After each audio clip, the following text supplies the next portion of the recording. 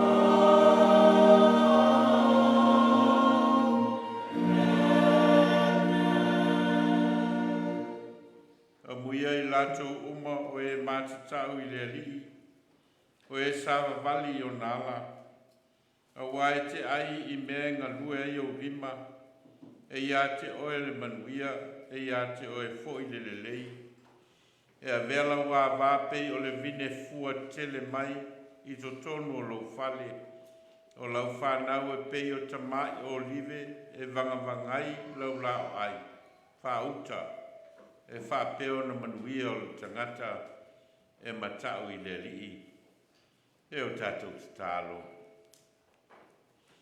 Ulu whale mai lau whanau I lo malu I le nei tae au. Ina wai whawhango ina mai mātou, mai la mātou moe o le pō. Ma o mātou mōli mawina lo mātango fie. Ma wai whangai tia whoi o mātou ngānga tāpua. Mātou te o mai whātasi o I mātou o lau whanau. O lau e kālesia, o I tu tino lo tino keriso. Mātou te vivi ma whane ne, ma wha fōi lava le whane tanga I lau e fio, o no lo alofa ma lo whamaoni. Ai ngāo ma le ato toa I mātou, a ngānga pa iaia fio mai, e te tauto lua la mātou tāpua inga nei, Ina ia mātou whaia I le anganga ma le whamaoni lava. E a vea mavi inga I lau o fio le tua le tamale alo ma le anganga pa ia. Amene. Se lau sifu ma le lua le ingo le tua tātou te pese ai.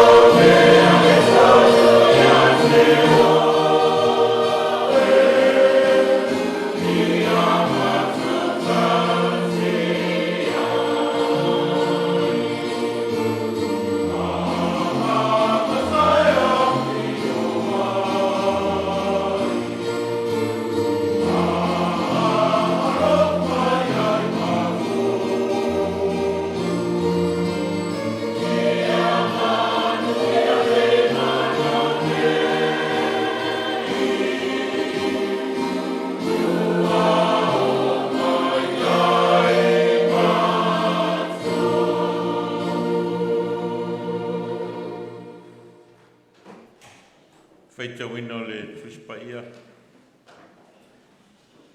Tusi filifilia mo le aso e tusa ma le whasolonga o tusi feitau aso mo mai le whengainga fau o le tusi a Iakopo. Iakopo i lona mata upo e wha a le whai upo e sifun mal tolu whangata mai le whai upo e sifun mal fitu. Ia kopo sta mai tusi a lai tua lawa e taurata i tusi o wharinga.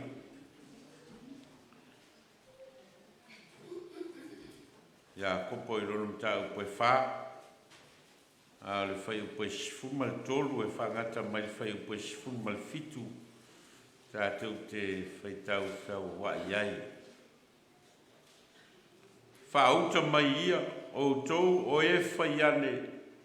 O le aso po tae au tātou te o atuai i lea ai, po le tasi ai, mano nofo ai i le tausanga e tasi, ma whaatau, ma bau ai o loa.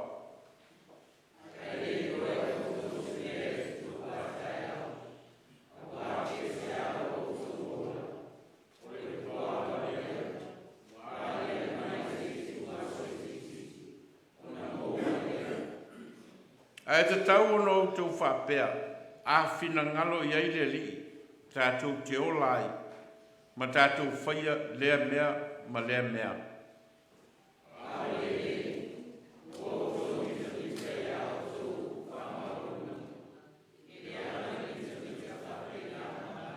Malwhai upos fumbal fitu.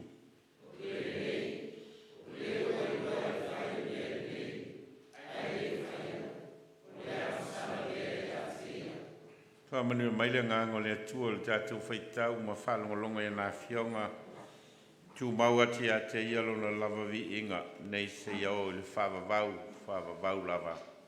Āmeni. Pese e balu tātou toi pese ai.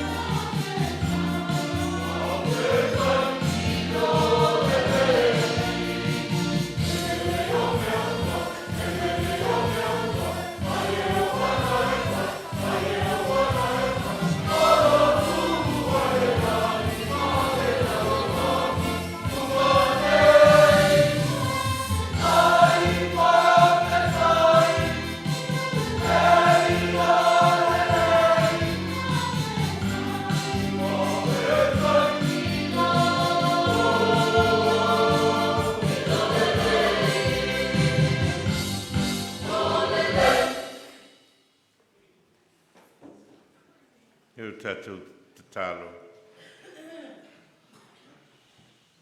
O nganga whawhetai ia o I mātou e moli atu I lau fio I lo mātou mauti noa o lau fio lava o le atua le lei. Au lau fio lava o le atua na e whaia le langi ma le lalolangi ma mea o tumu ai. O e whai o le atua na e whaia le tangata I lo lava whātusa ma e mānawa iai lo nganga. Ma le whamoe o le mawhitanga mawhanawhana a laua fio le atua mai mātou. O le mawhitanga e whawavau lava. Mātou ala whai mai le nei tae au ina ua e whawhangu ina mailo mātou wola. Mai la mātou malolonga o le pō. O mātou langona foi le whawhauina o lo mātou wola. Ma lo mātou malos. Ma o a mātou langona ina foi le ono mea ona o mātou o mai whātasi. I lo malu nei la mātou tāpua inga o lea sā ma lea sā. Ina o mawai atu whi au mga luenga o le vai aso o mawai. O le atu e a ngai foi la mātou whai ngā malanga I le tasi o vai aso fau. O tiu te mawhaiwa wai tofi ma Vailaau ai mātou. Ma o a te tau ai lava maono mea ona sau le tangata I lo malu. Sei whafo I le vi inga ma le whanetanga. Ma sei moli lo mātou nganga whaftai. Ono lo alofa ma lo whamaoni wa tele na wā. Mātou whaftai lo whasoa le ola. Mātou whaftai lo whasoa mea ua tua iai lo mātou ola. Wā lo mātou ola whale tino. Wa e whasoa u whamanuianga. O mātou tango lima. O mātou ai ma maona o mātou wheinu ma malilie. O mātou ofu ma lava. Ma ua whamawhan whanaina o mātou tino. Mātou talitonu o leai lava se vai panoa o lo mātou ola whale tino. O mātou ngao ai. Ua e whātumu ina mai I lo alofa tū noa. Ma ua e whāsoa mai. Fua foi o mātou ngā luenga ma mātou tāleni. Ua e taui mai, ma e whoai mai. A tia e ai o mātou ainga. A tia e ai o mātou whanau. A tia e ai lau e kale sia ma lau tala le lei. Mātou whaftai whamanuianga o le mawhauwhau. O le malamalama ma le iloa ma le poto ma le atamai ua e whoaina mai. Whātonu ai mea mātou te whai lo mātou iloa. Mātou whaftai o no le nganga o lau a fio e tauto luaina I mātou. Ao ina tau tewa la mātou savali o lau a fio e whātonu. Ao foina le mauti noa I mātou o lau a fio e ala I lo nganga pa ia. Whalotu tele I mātou I o mātou whātupu whamoe ai. O mātou a ngai lumanai. Haftai ono lau I kale sia wa vea manofoanga o lo mātou o mai whātasi. I o mātou whātua tuanga I a te oeo le atua ma lo alofa tū noa.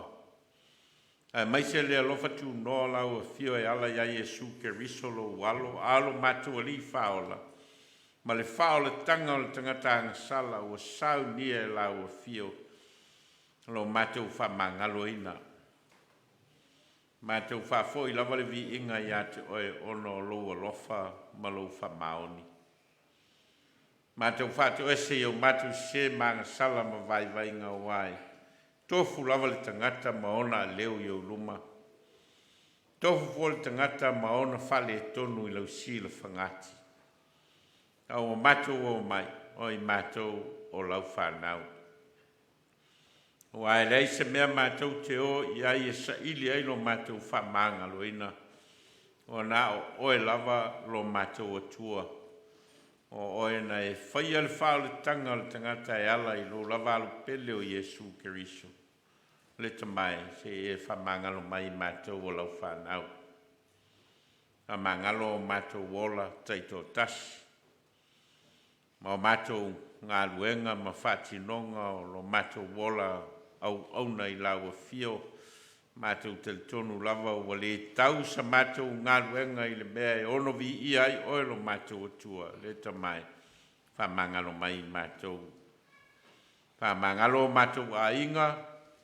Whamangalo le taita inga o mātou a inga. Whamangalo lau e kalesia. Whamangalo le taita inga o lau e kalesia ma lau tala le lei. Mātou watu i ate o e tamai.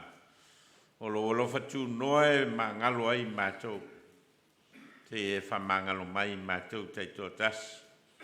Whamangalo mātou a inga ma mātou whanau. Whamangalo lau kalesia.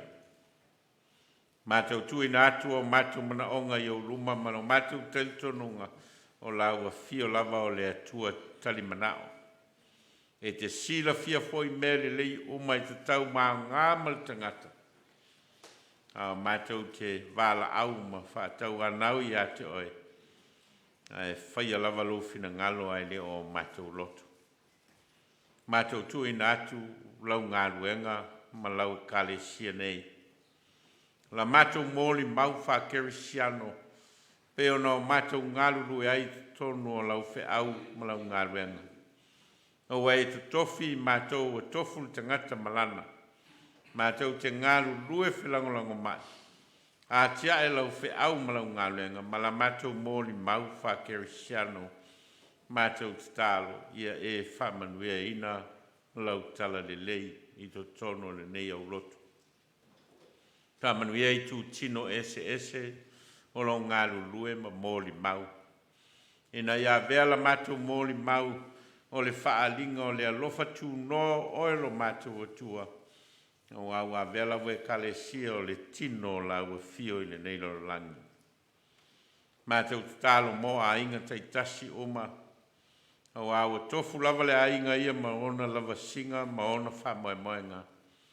A tia e o le soifua le tino, soifua whale mafau fau. A le ola whale anganga o i mātou talo. Ia e whatamau a inga ina mai mātou. Mātou talo mō nai o mātou tamam tina mātutua.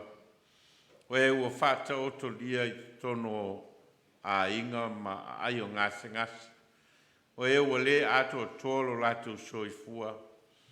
Au nai o mātou tamam tina ua pula lang otolo lato soifua mātou talo. O e lava e whamoe iai le ngaso longa o lo mātou ola. Le ngata o le ola i le lalolangi nei. A le ola whawa vau whatasi malawa fio wa umaona e fola ina mai moi mātou. Mātou te talo. Ie iai peau whamanuianga moi mātou. Mātou te talo mō naia mātou whanau. O e o ta ape atu mai le mātou o Lotu ma le kalesia nei. Sa ili atu i nisi vaenga o le nei atu nuhu po fafofo. Sa ilinga o le poto ma le atamai. Sa ilinga o ngā luenga ma le atia ina o ainga. Sa ilinga fo i tu langa tau ta longa ma whaanga tama mātou te talo. Ia tuli loa ina e lau fio ola o mātou whanau. Ma ia velo lato wola ngā lulue ma le ola tau tua. E au nai ma tau tua i ate oi sosiala. Mātou te talo, lo mātou te mai mo le nei e tunu o New Zealand, mātou no nofo ai, a tia e ai, ma ua vai tama ina o mātou wola. Mātou te talo i e whamanuia. Whamanuia o na whainga malo. Whamanuia o na matanga luenga o lo ngā lulue. Whamanuia whalapu potonga. Whamanuia o na lau ele ma o na vai ma o na sami. Whamanuia o na whamoe moenga mō nei ma le lumana. Mātou mana tua Samoa ma o na whainga malo. O na whainga anu ai maise o lau e kalesia ma lau tala le lei. Ia e whamanuia ina. Mātou te talo mō le lalo langi lau tele. A ona tō tū ngā o lo awha ina ai e tunu o lo whengai matau o ma whewai vai a inga. O malawhana tura o lo awha ina ai te leo vaenga o le neiro lang. Mātou te tālo. Nā no mātou sa ilia tupea i lau a fio. O e lawai te wha tonu ina mea umana e whaia. Mātou te tālo mō le nei ngā solonga o le amatanga o le tausanga ma ona whamoe moenga. Ia iei lau a fio e te mua au mamuli au mai mātou. E nai ngā solo i le manuia la mātou savalinga. E na o taitai oelo mātou o tua i o mātou whamoe moenga uma. Taimi mātou whalongolongo e whita lai lau a fio. Te tala la mātou whalongo. Ai e siliona e te talaina o mātou loto ma o mātou nganga. Wha ofi lofina ngalo i o mātou loto. Ma ia vea ia o fionga e whai masulu i o mātou vai. Na se malama i o mātou wala. O ia mātou talo. Au te talo lilo le tangata e le lilo lava i lau silo whangati mātou tuinatu i ate o e whai alo lava fina ngalo. Ai le o mātou loto. Wau mātou te talo mwala au. E ala i lolo swafa i e sule li i malwhaolo le wao ao i mātou te talo. Lo mātou ta mai o le langi. I alo swafa. O mailo malo. Whai alo fina ngalo i le lolo langi e pei ona whai e le langi. Ia e fwai mai a te mātou i le aso nei a mātou me ai e te tau male aso. Ia e whamangalo i a te mātou i a mātou ngasala.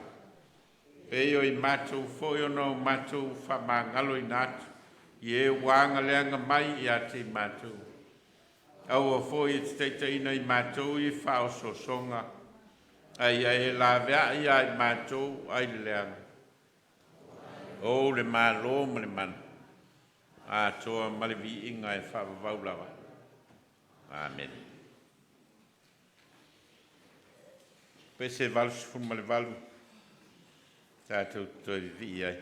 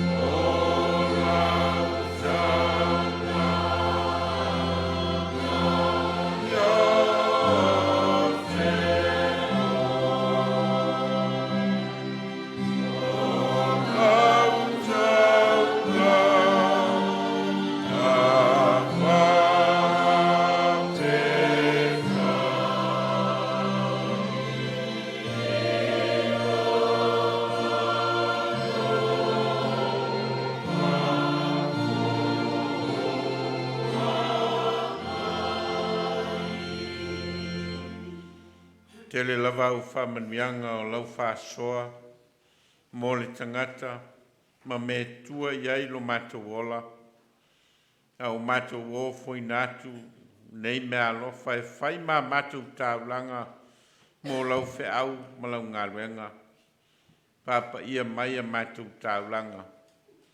Ai e siri lava ona e whapa ia ina o mātou ola, o fwoi nātu e whai ma tāulanga ola mō lau o fio, ma lau whe au ma lau ngā luenga. Ono lau lau suafa Yesu. Amene.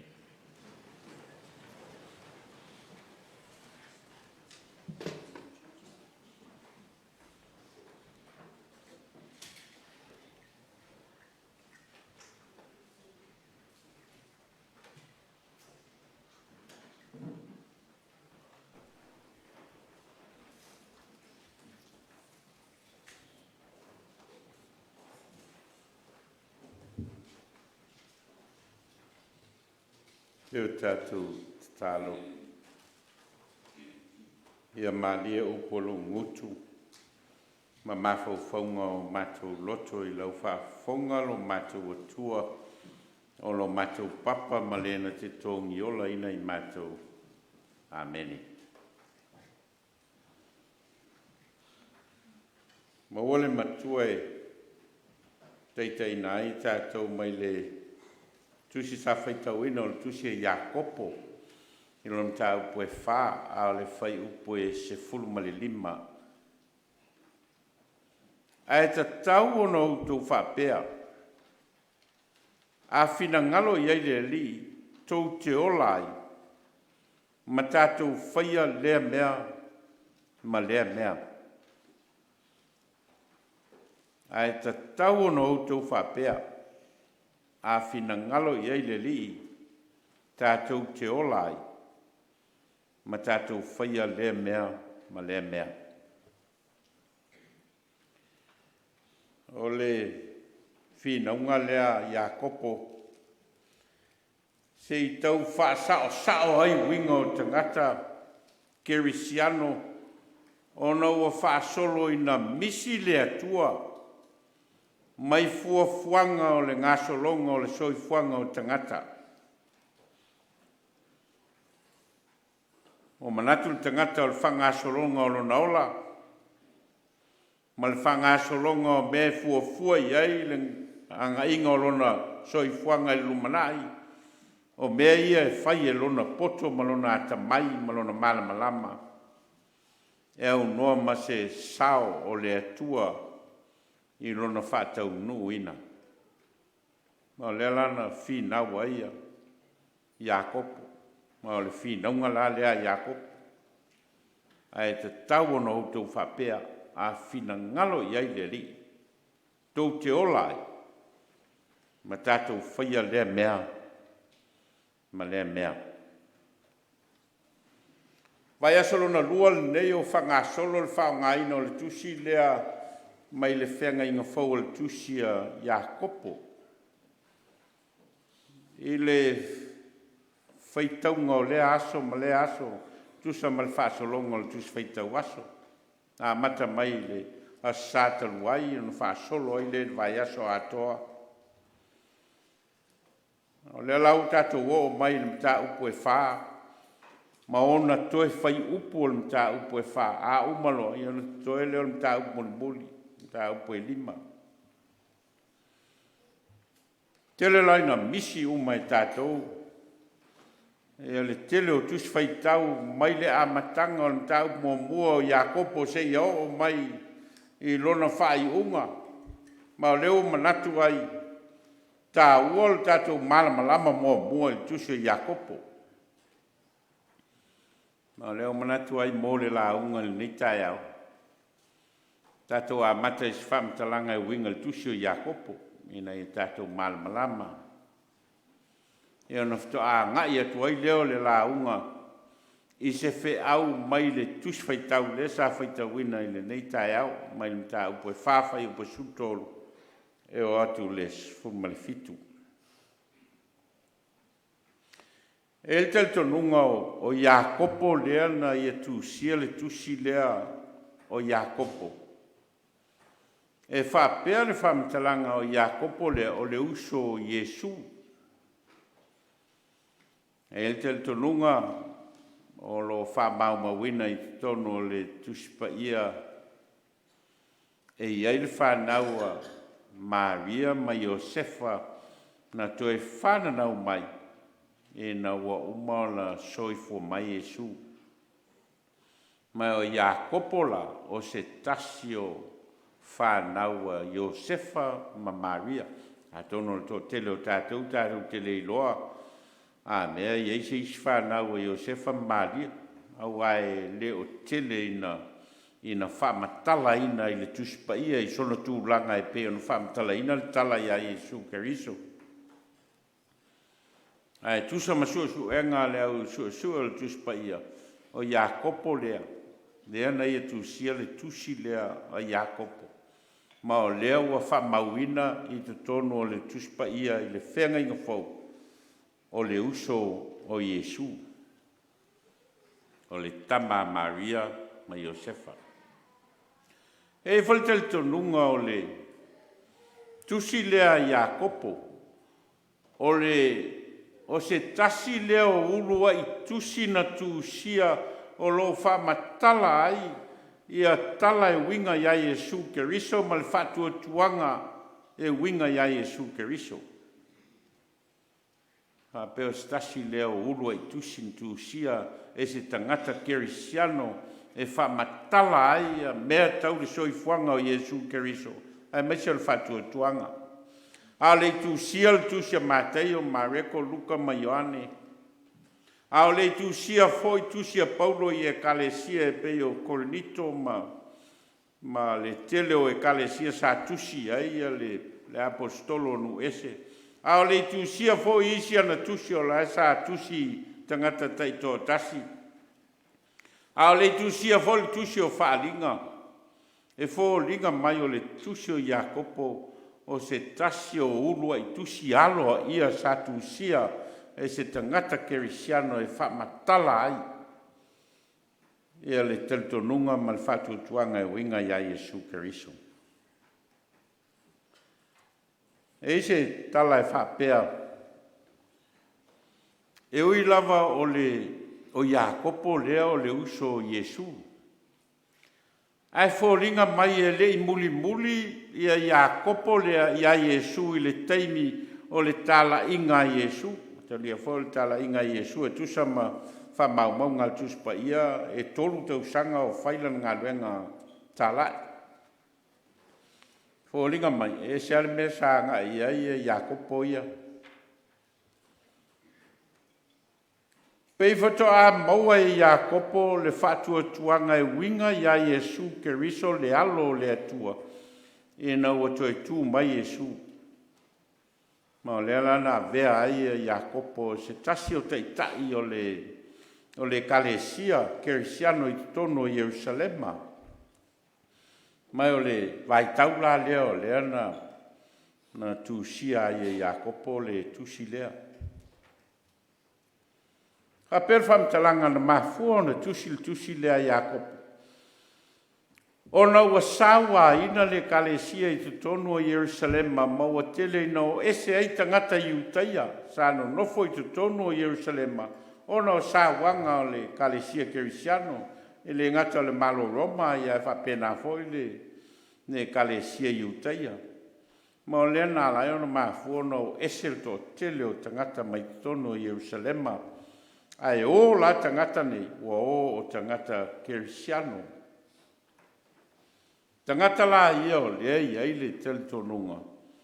Tangata tonu ia o lea sa tusi iai Iakopo, lea la iai le tusi lea sa tātou whaitauina le mtau pwe whawhai po sutolu e o le whai po sufitu. O le mafuanga nā lai ona tusi Iakopo i tangata ia. I le whaitauina o le tusi atoa Iakopo e fōlinga mai. O le whamoe moe o le tusi e Iakopo. Ina ia toe unai tangata kerisiano. Ina ia whawhealo whaniro latou whatua tuanga e winga ia Yesu Keriso. Ma latou whati nonga o aso whaiso. Fōlinga mai le tusi. E ese ale meo lo iai le whatua tuanga o tangata kerisiano. Ese le meo iai lo latou wola whatino. E leo whialo whani mea ia e lua.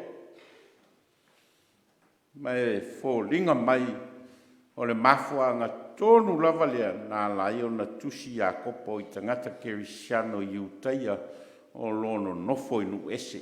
Nea lai iai le tusi lea. Se o tātou whaitaua le pāenga leo le tusi. O le Iakopo i lona tāu pue lua, le whai upoe valu e o le whai upoe fumalfitu le la au mai lunga le screen tātou te whaitauina. O se ina mai le pāenga leo le tusi o Iakopo. Ina i tātou malama i le winga tonu lava nā lai o na tusi Iakopo i tangata kerisiano Iutaia o lono nofo inu ese. O le whamoe moe. Ina ia mawhai o na whawhealo whani le ola whaleanganga po le ola whale whatuatua ma le ola o aso whaiso. Ona e fōlinga mai o laeua white nai mea ia lua. E o tātou whaitau whatasi ia le mata upu lea e lua whai upe valu o le whai upe sufitu. Mawasi whaitau whatasi.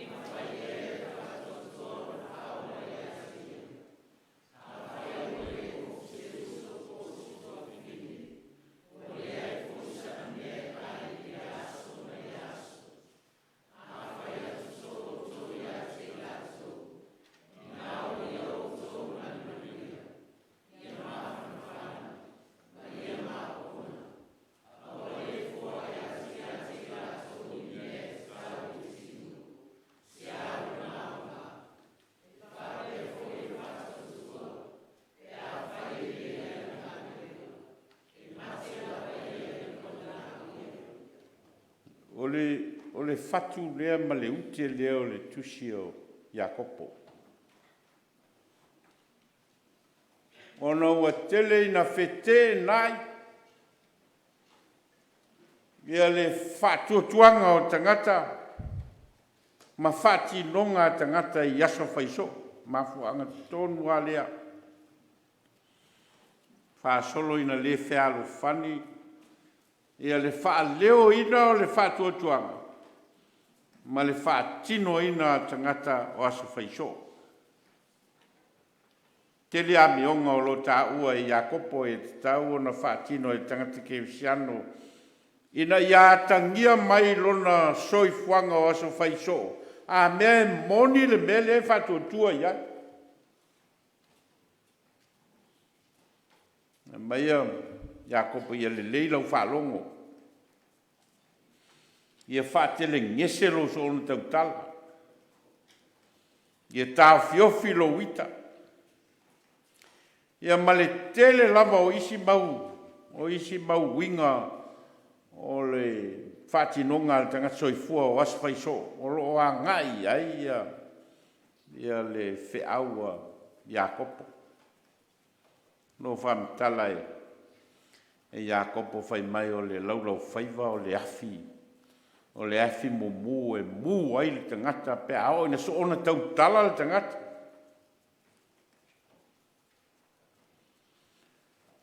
Tel tono le tusia Iakopo e ma whai ona whatusa le tusia Iakopo I le tusio fata oto le whenga I tu ai. O le tusi o lo mo moli ai, le ala fua o le soi fua o tangata o aso uma. Ina ia o fatasi le fatinonga o tangata o aso uma, ma le tula fono o le whenga I tu ai. Whapena foi la le tusi le a Iakopo. Ia o fatasi le taltonunga o tangata I le atua, ma Yesu Keriso le na a fio mai le rolangi. Ma o lato a mionga o aso Whai upu ia sa tātou whaitawina. O lo atangia ai le vava mamao.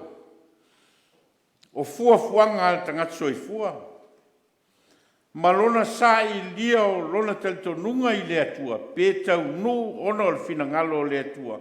Pe tau nu ona o ana fuafuanga tamai. E le taltonunga o tangata e leni e whapea a maualo poto. Ma maualo a tamai, ma maualo malamalama. Ua e maua foi le ola whavavau. Ona I le taltonunga o tangata e leni a whai e te lelo poto ma te lelo a tamai ma te lelo malamalama. E ma whai e lo mawhauwhau, o na whai mea umalawa ina I e taunu ai, I a lo wola I le whaola ina. O le upu e leni e tau o le gnosis, le mahfua mai ai a le upu whaperetania le o le knowledge, le whasamo ina o le atamai po le iloa. Mahfua mai la le upu le knowledge, mai le upu e leni le o le gnosis. O le gnosis la, I le talitonunga o tangata e le. O le iloa, po le poto, po le atamai, whale mawhauwhau o le tangata. A o laina te lelo poto, te lelo o atamai. E mawhai e lo poto na tapena lo soifuanga atoa I mea e whataunu I na ailo wola. E o lava I lo wola a tali e maua mai o na o le malamalama. O linga mai e whaapea le, mea le tupu I mtaupu le sa tatou whaitawina. E iei le mawhauwhaunga o tangata, a whai lava o lo le leilo o mawhauwhau, ma le leilo o poto malo o atamai e mwai, ona whai ai mea uma o te mna e whai. Leila se mea e alai, ona sa iri fua se atua. Ma lai lo mawhauwhau mea uma e mwai, ona taunu ai I le wha moe moenga o lo, iei lo teltonunga. Tō tele tangata e whapena o la tō mawhawhaunga. Fō linga mai foi, o tangata iu teia ia kerisiano lo tusi ia Iakopo. E ma tangata whai pisinisi. Mea o tangata whai pisinisi nei e masani o na o solo e whātaua latu o loa mai lea ai, ma lea ai. No nofo i nā, uman whātaua latu o loa. Ia o na toi foi mai foi lea i o latu a inga ma pe whapena la le whainga o le sailinga o le tamau a inga o tangata. Ma tangata whai pisinisi. O le wheo ai o tangata e whātau solo latu o loa. Fōlinga mai, e foi la tangata whapena, le palasi tonu iai le tus whaitau lea, sa tātou whaitau ina. Ono o tangata o laua, whaia lātou fuafuanga, i o le masina lea, tātou te o ai i Lai Cannons Creek. Whātau ai leo tātou apu ma tātou pea, tātou nofai o mo le tasi pe lua masina, ia uman whātau tātou loa, tātou tue o mai foi lea. E unoa, ma le iai o se vaenga o le telitonunga o le tangata le a mea e ofi iai le atua i tonu o le fuafuanga leo whai. Me tonu a lea lea e tala noa ai a kopo. Ona ua wha solo ina le ai se awanoa, ma le ai se tū langa o le atua i to tonu o fuafuanga whai al tangata soi fua. Whai la vailona poto, malona ata mai. Fōlinga mai o whawhita uli le. E leo se whawhita uli na maua mō nā tangata o lena tusi ai Iakopo tangata i utaia o lo ta ape masala lau solo i atunu ese. Tālwhea ngai le leila wale mawhauwhaunga lea o lo tusi ai Iakopo ma le maitau nei. Ua tele atu mea e alu iai a le fuafuanga al tanga soifua le teimi nei, nai lo le teimi lea na tusi ai Iakopo. Ua tele atu mea e occupy ai le tangata ola. We have more activities now to occupy a person's life than during the time that James was writing this letter to Christians, to Judaism Christians. So what te lea tu foi la whawhitauli lea o li lea ai o se awanoa o lea tua i fuafuanga whai al tangata ola.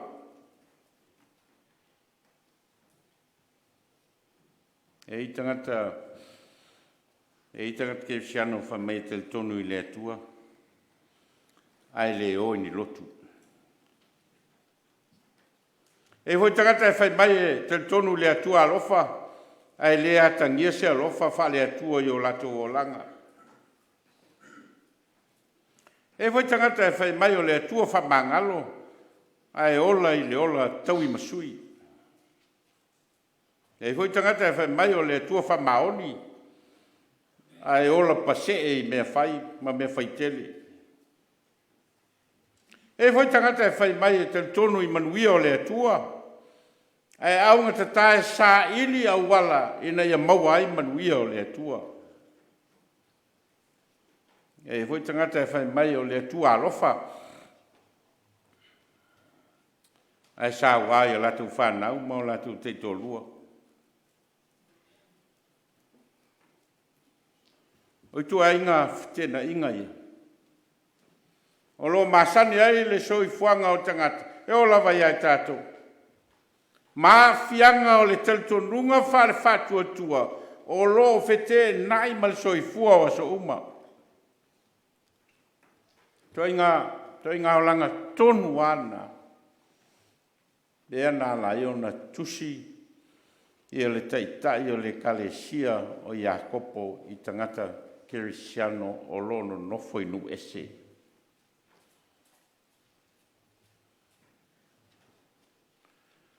Te tonu o le ito e ngā whawhita uli le, e le se whawhita uli a mea o uma o na fofo, i na ua tusi atu i a kopo i tangata kerisiano. o le whawhitau le o mai lava i o tātou vaitau o lo tupu lava. O le tēna inga o le teletonunga whakerisiano o le tangata soifua, mana mea e whai o aso uma, mana amionga e whai aso uma, mana whatinonga e whai aso uma, mana tala e whai aso uma, ma ona mawhauwhaunga e whai aso uma, mau tinoa lava o lo whete nai mea ia e lua.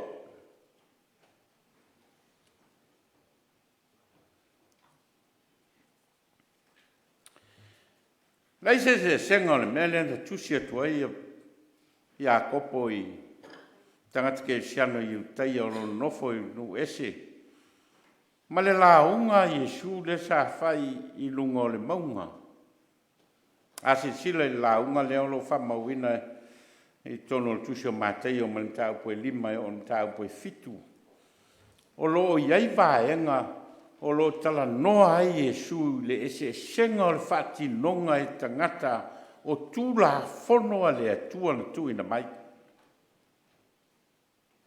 Tara inga Iesu no whapea na utou whalongo na whai mai i e a na mua aua e te whasi o te tangata.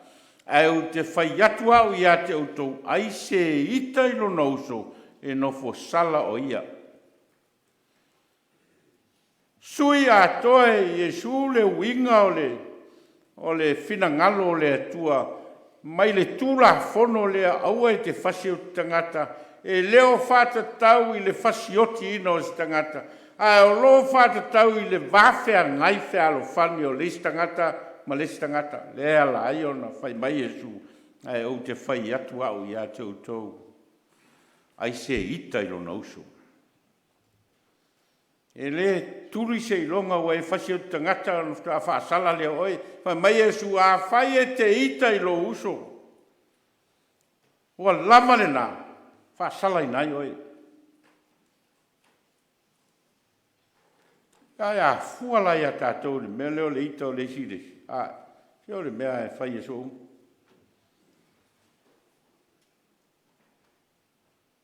Petalai Iesu wa utou whaalonga o whai mai, e suia le mata, e suia fo le nifo, ai au te whai atu au i a te autou, au ane autou te atu i le leanga, ai se na te pō mailo ala whau tau matau, e li liu ati ai leisi.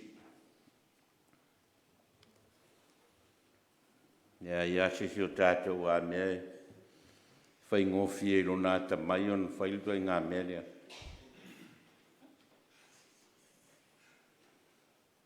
Ngal ka e o sol fangual me mawa e ngā mea le wha mai Iesu.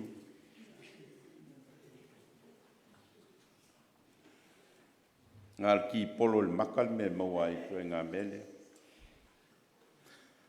A fua le whe au leo lo tau momoli. I le whe sota inga o le ola whale nganga ma le ola whatu atua o le tangata ma lona ola o aso uma. O le mea tonu a lea o lea tala noa ai a kopo i lana tusi tangata.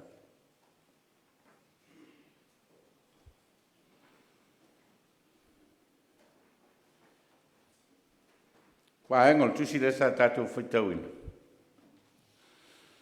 Fōlinga mai wa a vea le iai o se awa noa, ma se no foanga, ma se tūranga o le atua i tonu o tapenanga tangata o lo whai le ngā solonga o lato wola, ma mea o fōlinga ai, ua whaali ai lo lato whamau lunga o le tangata lawa ia i a te ia. Te lai alai o na whai e ia kopol whaupunga leo o tau e pe o le puao. A oi na saul matangi o na le lea. E ase se senga ma le whaupunga al salamo hoi lea se lauma le tolu o le tangata e pe o le mutia o naso. E funga mai le tae au na angi mai e le matangi o na le toi loa le mesa iai. Pa linga na o le uti o le soifuanga o le tangata na te lepu lea lo na ola. Na te lepu lea na me fai. Na te le whātontonu ina pe tupu le mea lea tae au. Whinaunga tonu lava nā. O lo tau mawhaia. Ia kopo e momoli tangata. Ia ia le atua i to tonu o le ngā solonga o au fuafuanga whātangata soifua i le mea ngai e lo wola. Aisha, leanga o lo wola o le ola e ave sea. E pule e sea lo wola e te le pulea lo soifua ma lo wola e pule le atua. Au whaasolo na whete e na i le teltonunga o tangata i le atua. Ma mea o lo whaatino ina lo lato wola i asu whaiso. Ma ua whaasolo ina avea mana atura i tangata. Le talia o le whete na inga lea. E o leo popole i ei tangata. A lea lai popole ai a Iakopo. Ne popole ai Iakopo. O lo popole Iakopo na whai e o whete nai lo whatu o tuanga i le atua ma me te whaatino ina lea lai whai mai e Iakopo. O le anga sala le men na aisea. Wala wai lo le me tau na whai ai te le whai a. Lea lai whai mai Iakopo le anga sala la le men na. Te leo taimi tātou te whaia i ama le iloa. Te leo taimi tātou te whaatino i nai, white na inga lea ma le iloa.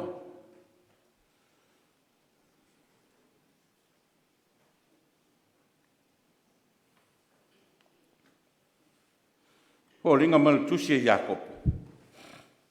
O le tusi o lo whamatala ai le awala o le tangata ola i le atua, ma le savalinga le tangata whaatasi malona atua.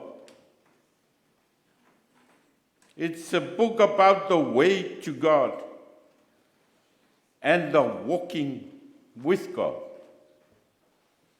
O le tusi o lo whamatala i le awala o le tangata i le atua, ma le savalinga le tangata malona atua Iaso uma. Tusi lea Iakopo e fōlinga mai o le. Ao ina whamatala i lona ao te lenga po le a tonu le winga o le tusi a Iakopo o lona whamatala ina lea. O lo whamatala ai lea wala o tangata soifua i le atua ma le savalinga le tangata whaatasi ma lona atua. Pao punga whapetania ho lea Masare tātou. Walk the talk. Tusia Iakopo, simply that's what it is. Ono lo alia e ai le fesili lea o e sa vali e tusa malo fatu o tuanga. Are you walking the talk? Or you just talking and never walk it? Te sili nao lo tono le tusi lea lena lai o na tā ua le vaenga o le tusi lea sa tātou whaita wina. Le whai mai Iakopo. Lea leao ngāo lo whatu o tua. Lea whai e leni ngā lua. Lea leao ngā te whai mai ai e te whatu o tua i lea tua. Ai leni ngā luenga i loa i lo whatu o tua. Whai e sausi tangata i ate oe manao i se mea. Ai whai tālo whai. Wha malia atu. E rei lola pe wa wheo na moni ne tālo whai.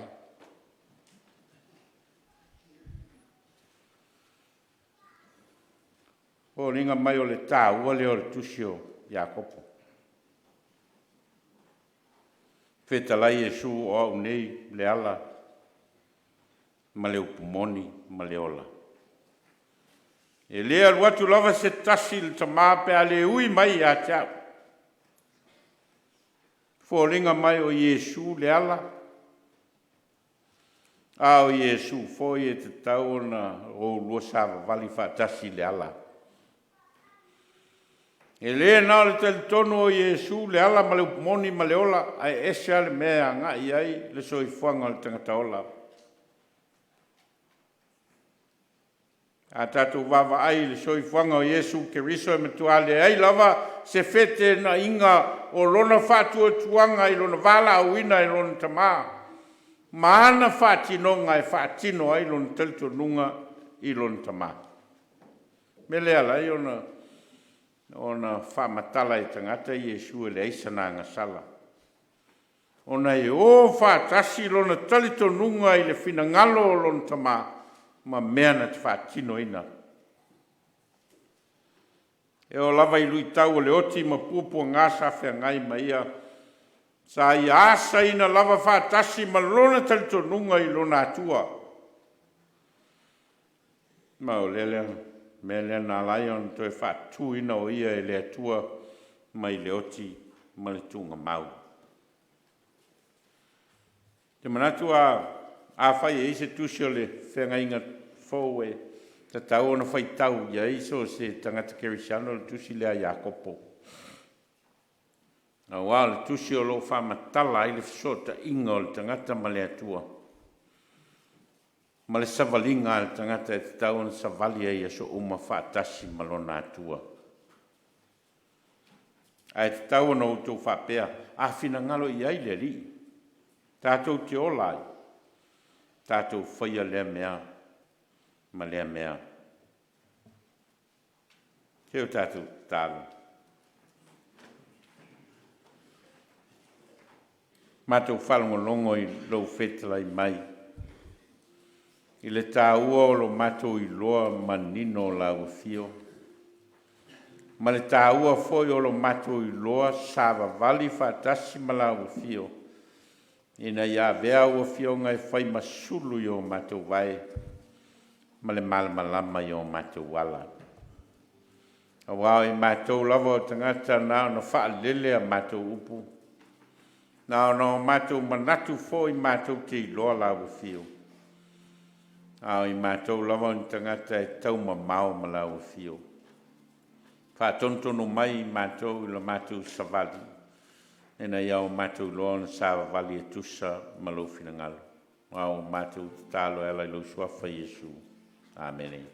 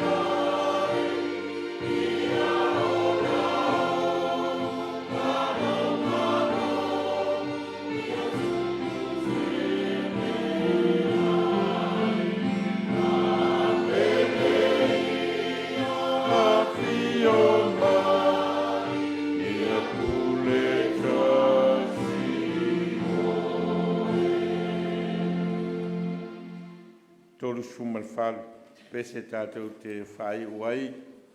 Ia, ma whamawai atu ai fo ia i la tō lo tāpua i mamau mai lunga o solta inga le ea. Ia whamanuia le tua i atu tau.